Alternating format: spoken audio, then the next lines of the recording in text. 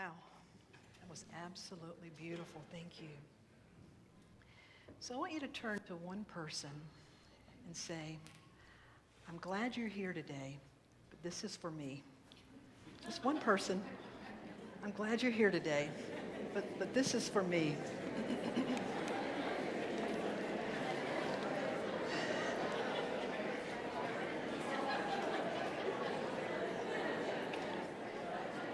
I think there's a unity thing that says, she said turn to tell one person, so I'll tell three.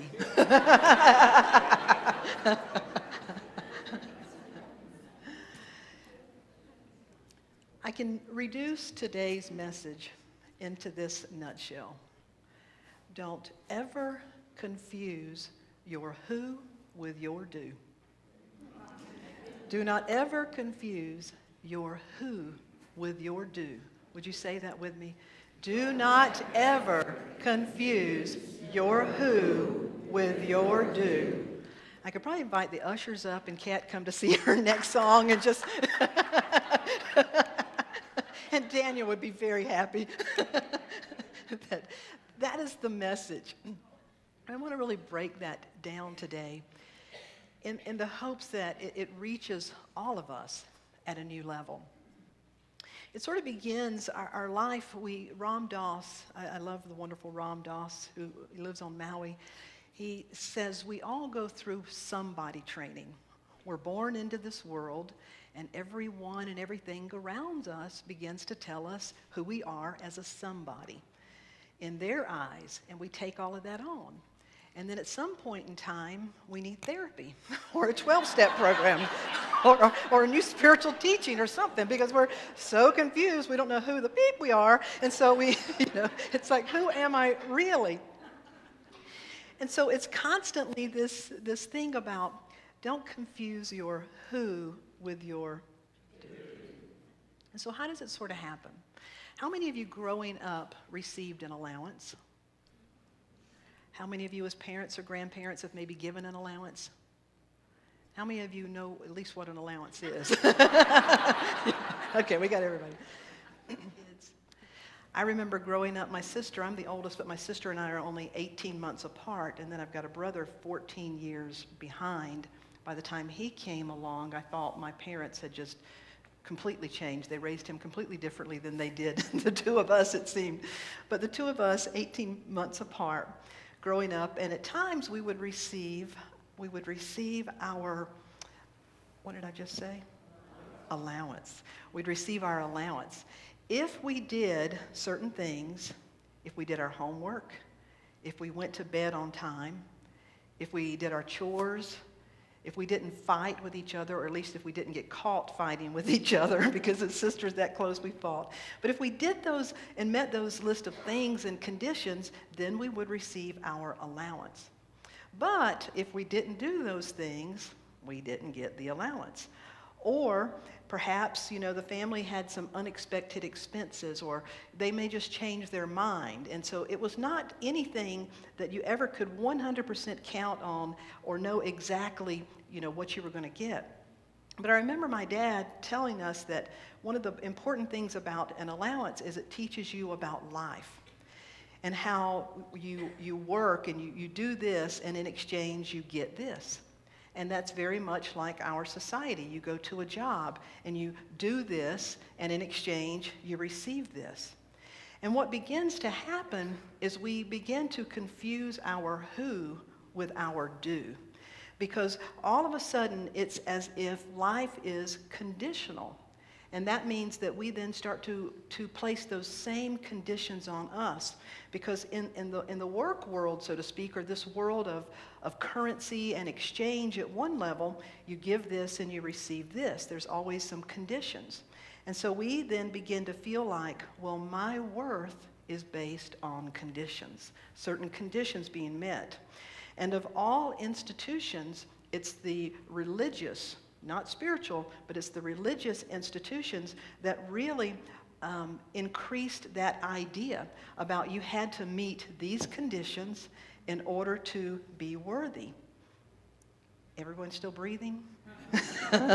Do you relate to that? That you had to meet these conditions in order to have the grace of God or to be worthy. Well, there's a real problem with that because that's not what all the great teachings taught. And even if you look at what we call Christianity, that was not the message that the master teacher Jesus taught. As a matter of fact, it's the exact opposite of what he was seeking to teach. But we still have this idea that our worth, our value is regulated by other people, by the things we accomplish, that we act as if our value equates with what we contribute. We act as if our value is established by our conditions, or as if our value is even equal to our character. Well, we have these things, we make choices around these things, but our value is intrinsic. Our value is our very birthright. We are the likeness and image of God, period. God called that good. We are, our innate sense of worth or worthiness, you're pre-approved, it's pre-established. There's nothing you can do to ever change that. So your value is always there by your sheer connection to life, all that is. And no one can ever take that away. But we have enculturated this. It has become such a part of our society, our teachings, that much of the world still shows up like this. And today I want us to look at ways that we may still unconsciously show up and confuse our who with our do. Now, I'm not saying that that's a license to do whatever you want to do, because it's not. Because we still are measured in one sense by the fruits. The scriptures say you'll know a tree by the fruits. And so if a person has good character, you appreciate that. If they have bad character, you wish they'd stop that. These things are very common and very normal. But irregardless the character you have, irregardless the choices you make, irregardless the contribution you give or do not give, that has nothing to do with your value. So please take a deep breath in. And today we really want to let this reach us, because I believe this is the most important message that has ever been shared. And I believe it is the message that especially all over the world, but particularly this time in our country, our election, our things coming up, there is so much happening that we're having a lot of opportunity to practice. I get really irritated by some of the candidates, specifically one of them, but I have to constantly separate their who from their do, because I don't like pretty much anything that one does or says or how they act. However, I can still, when it's all said and done, I have no problem believing and acknowledging that both candidates, any person around this world, is still an expression of all it is. They still are worthy and valuable as an expression of God. And I believe that when we can begin to sort those things out, we can hold people accountable for injustices. We can hold people accountable and ourselves accountable when we're not showing up in a way that is loving and life-affirming. But irregardless, no matter how we show up, it never diminishes who we are as an expression of all that is. You are the light of the world. You are the image and likeness of God, and there is nothing that can tarnish that. And so today's topic is your spiritual allowance, because the way much of the world works, our worth and our value is something we earn, and it's based on what we do. It's that exchange system. That's the way the world works. But that's not the way spirit works, because in the realm of spirit, we are the likeness and image of God.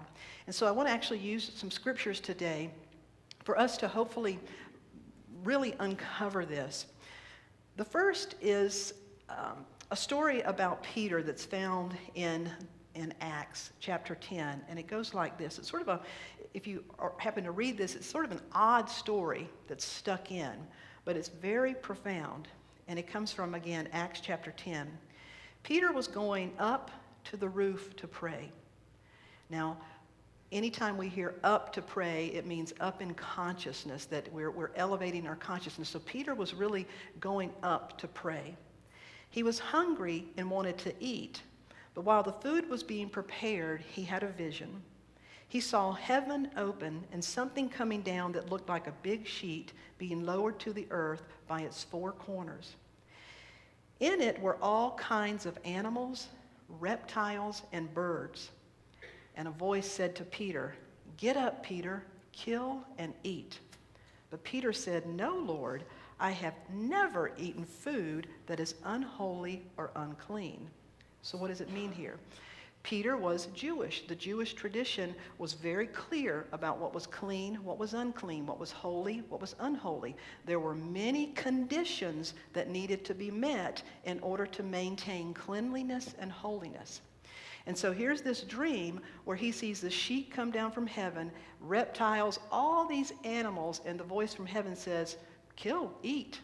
And so Peter is alarmed because that goes against everything his religion has ever taught him. And he says, "No, Lord, I've never eaten food that is unholy or unclean." But the voice said to him again, "God has made these things clean, so don't call them unholy." This happened 3 times before Peter could actually even begin to accept this as a possibility. And at once the sheet was taken back to heaven. So then the next day, what happens is Peter is invited to go into the home of a man named Cornelius, someone who is not a clean Jew. And by this time, Peter has got the message of this because he walks in and he says, he's looking around now at mostly Jewish people at his time. And I want to pause just for a moment and say, when I'm talking about Jewish people, that in no way defines a Jewish person or even the Jewish beliefs of today. This is at this particular time, so I don't want that to ever be misinterpreted. But at that particular time, the Jews were seen as the only ones who were clean and worthy. Everyone else was not. So Peter says, "You people understand that it is against our law for Jewish people to associate with or visit anyone who is not Jewish. But God has shown me that I should not call any person unholy or unclean." Isn't that powerful? God has shown me I should not call any person unholy or unclean. And so that's where the scripture comes from. It goes on to say what God has called holy, what God has made holy, what God has created as the likeness and image of all that is and said it is good, it is holy. Do not call it unclean or unholy. And that, first of all, includes yourself. It includes ourself. It includes everyone else. It includes all of creation. And I truly believe that this is the part of the spiritual truth that is seeking to break forth today.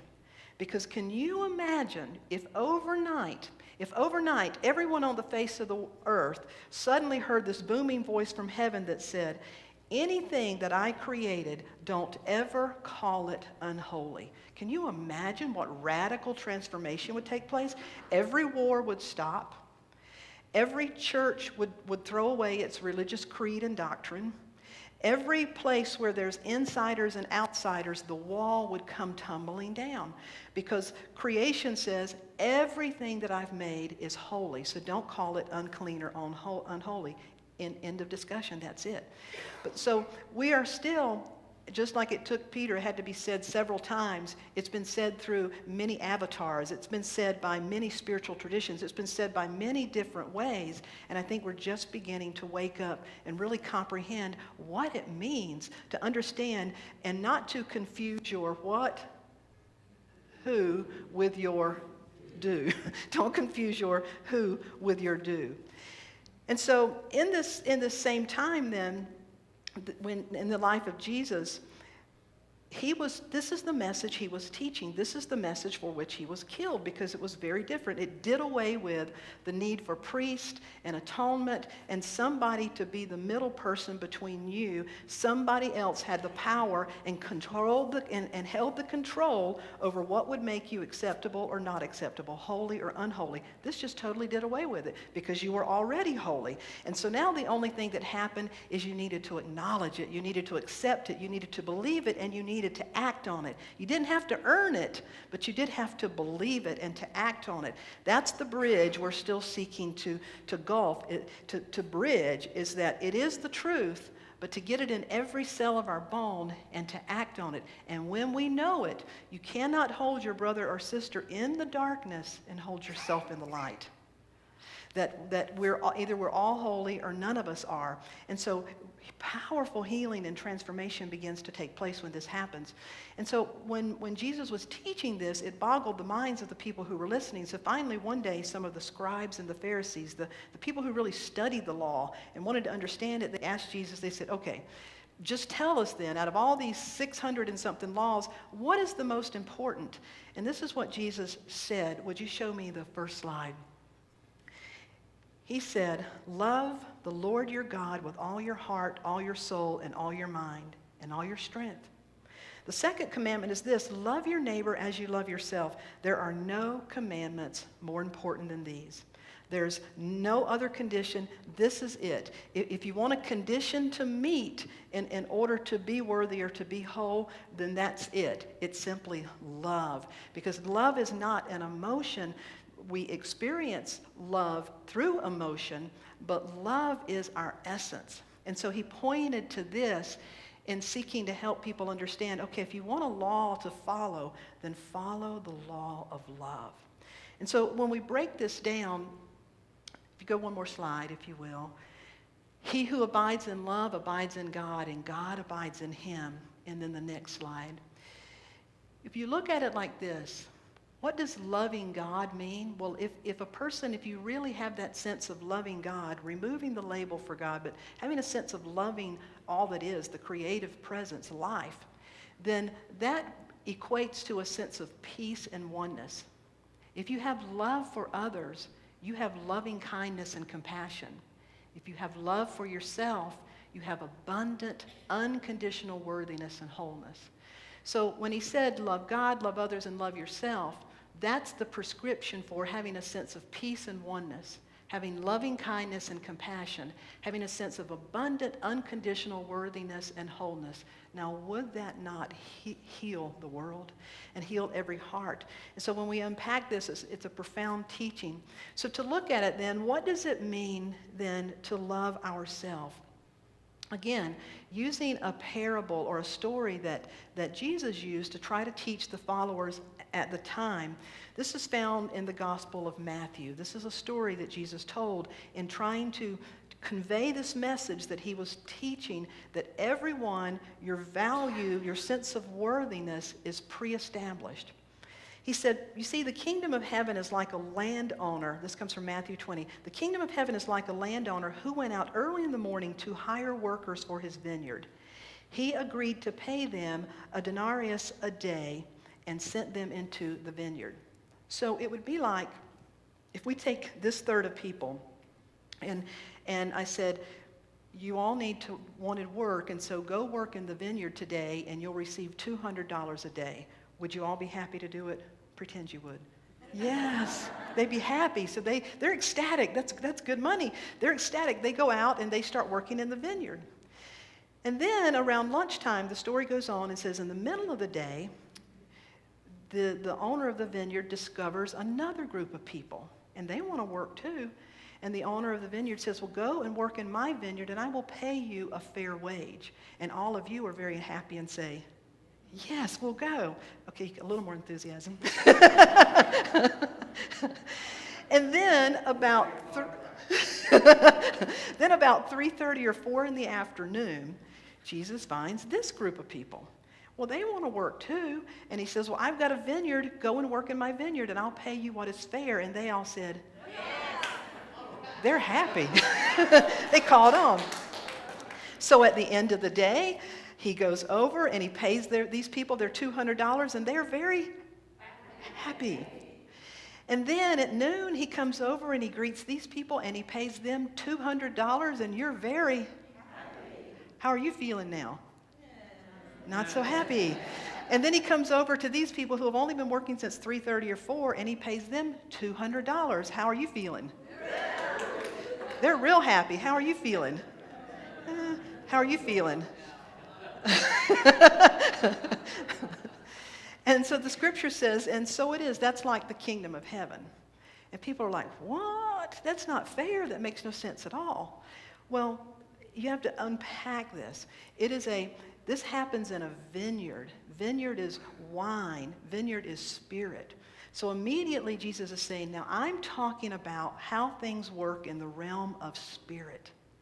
That in the realm of spirit, your value has nothing to do with what you do. How much you're worth, your worthiness has nothing to do with when you show up and get it and finally go to work. Your sense of value and worthiness has nothing to do with that. See, that which we call fair and unfair, it wouldn't be fair to me to give one child $20 a week allowance and this one $5 a week allowance, and they're basically the same age and do the same thing. We would call that unfair. And so at the level of you do this for this, of course that's unfair.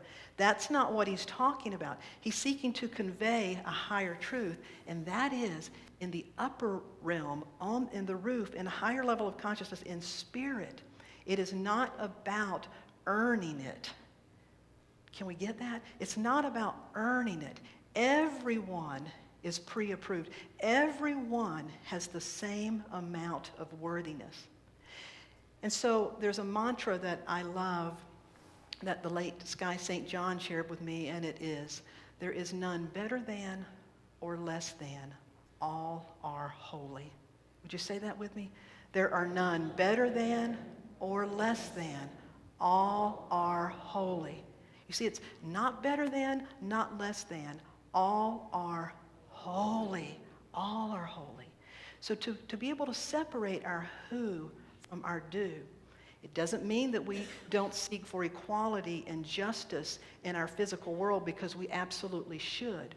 Because the more you understand that we are all the likeness of image of God, now we want everybody to prosper. We want everyone to be abundant, because we're not fighting for our worthiness that's associated with the core essence of who we are. Life begins to shift when that happens. And so that's what it means to love yourself, is to really accept and believe that there is no thing that can change my sense of worthiness. Oprah Winfrey tells a story of going through a personal challenging time when she was being falsely accused. It was escalating to a very high level. She's a high-profile person, and it was a false accusation. She was being personally attacked. And she went to her dear friend, the late Maya Angelou. Can you imagine having Maya Angelou as your personal confidant?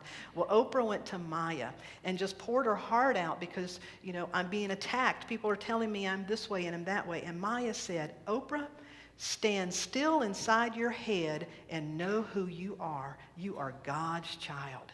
Isn't that beautiful? Stand still inside of your head and know who you are. Stand still. Don't get confused with what seems fair and what seems unfair. Don't get tripped up with why do good things happen to some people? Why do bad things happen to others? Why are some people experiencing this and other people experiencing that? The answer to that is quite often, I don't know. We just don't know. Why is one child born imperfect, and why is the other born absolutely perfect? Why does one person drink and smoke and carry on all their life and live to be 99 years old, a hellion, the whole life long? And why does another grow up as a saint and die at 18 years old? We don't know. There's some things that we just can't understand. We know that there's the law of cause and effect, which tells us don't drink poison, you'll get hurt. Don't drop off of a building, you're going to get hurt. Don't touch fire, you're going to burn. If we know that this will result in this, then do it or don't do it. But for those things that we can't figure out, the scripture is asking us, I believe, to just relax, trust. Go back to what you do know. What you do know is in the midst of whatever confusion, whatever condition, whatever sense of unfairness I may be experiencing, it still doesn't affect who I am. There's none better than or less than. All are holy. As Maya said, stand still inside of your head and know who you are. You're God's child. Richard, would you give me that song? So that's what it means to love yourself, is to stand still and know that you're God's child, because to love God, to love the neighbor, it says as yourself. It all begins with self-love.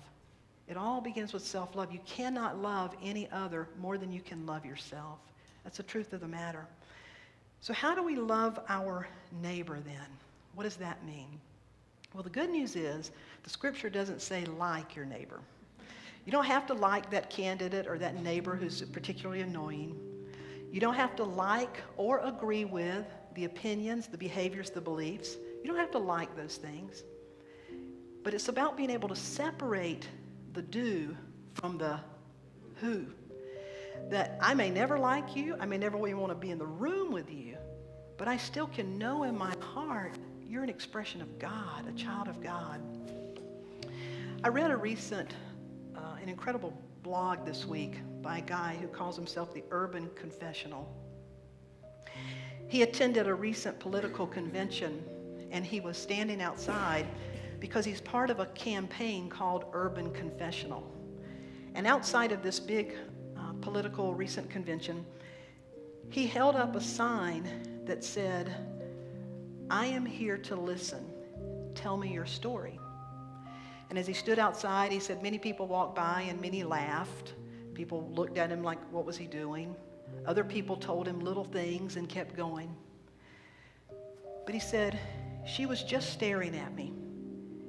She had something to say, and I could tell she was curious about the free listening sign, my sign that said, "I'm here to listen, tell me your story." But she didn't seem to have courage to speak to me yet. So I waited. Nowhere to be and all day to get there. It was hot outside, but I waited. Finally, she walked up, and like a young warrior preparing for battle, she said, "I don't usually do this, and I know it's not a hot topic anymore, but I think abortion is wrong. It's not a form of birth control, and people who have them should be arrested for murder." As she spoke to me about her beliefs on abortion, I wanted to stop her and tell her my story. Because I've sat with two loved ones who suffered through that difficult decision. It was a brutal experience, and I would never call it a choice to witness that. So when she told me that they should be arrested for terminating their pregnancy, that familiar burn of anger and disagreement began to rise up within me. There were so many things I wanted to say to her. I wanted to change her mind. I wanted to argue. I wanted to disagree. That's a natural response. But if my story brought me to my beliefs, then I needed to know how her story brought her to her beliefs. So I took a deep breath and replied, "Thank you for sharing that. Tell me your story. I'd love to know how you came to arrive at that point of view." She seemed surprised by my interest. "Why? It doesn't matter. Your sign says free listening, so I just gave you something to listen to." "Give me more to listen to." "Well, they should be locked up. It's wrong. It's not right to go out and sleep with whoever and then just vacuum it away like it never happened." She paused and then inhaled the whole world. "It's not fair. All I've ever wanted is to be a mom. My whole life, I knew I was meant to have children. Then when I was 18, the doctor told me I'd never have children. My ovaries were damaged or missing. It doesn't matter which. I kept it a secret. And when my husband found out, he left me. I'm alone. My body doesn't work. I'm now old, and I will never be loved. So I guess I get upset when I see people who can get pregnant, who can have kids, whose bodies do work, who can be moms, and they just choose not to." He said, "Sometimes there's nothing to agree or disagree with. I didn't need to be right. I simply needed to be present." She wiped away a few tears and gave me a hug and thanked me for listening. She exhaled and walked slowly away. You see, sometimes you can actually see a heart beginning to heal. Maybe one day she'll hear my story. Maybe one day she'll understand a different point of view. But today it was my turn to hear hers, and I hope she felt loved. Because the truth is, division is a choice. In the end, it's people we need to love, not their opinions, not their behaviors. Our love, our listening, our presence, our spiritual allowing should be a bringing in and not an editing out. Isn't that a powerful story? Ephesians 4, 2 through 6 says, always be humble and gentle. Be patient with each other, making allowances for each other's faults because of your love. Make every effort to keep yourself united in spirit. United in spirit. United in spirit. Binding yourselves together with peace. For there is one body and one spirit. Just as you have been called to one glorious hope for the future, there is one Lord, one faith, one baptism, one God and Father who is over all and in all and living through all. That there's this powerful one. That's what it means to love our neighbor, to be able to agree that we disagree, but to find our way back to, don't ever let me confuse my who with my do, or your who with your do. We can then become social activists in a way that will change the world. We can then stand for things and be a magnet and not a repellent.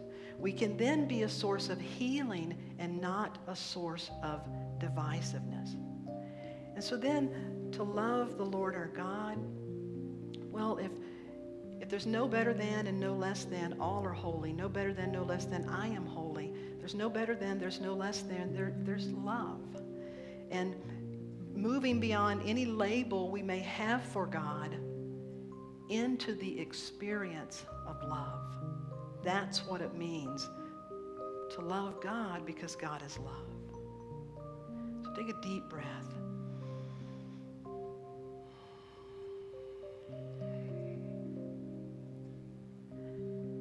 I am opening up in sweet surrender to the luminous love light of the one. I am opening up in sweet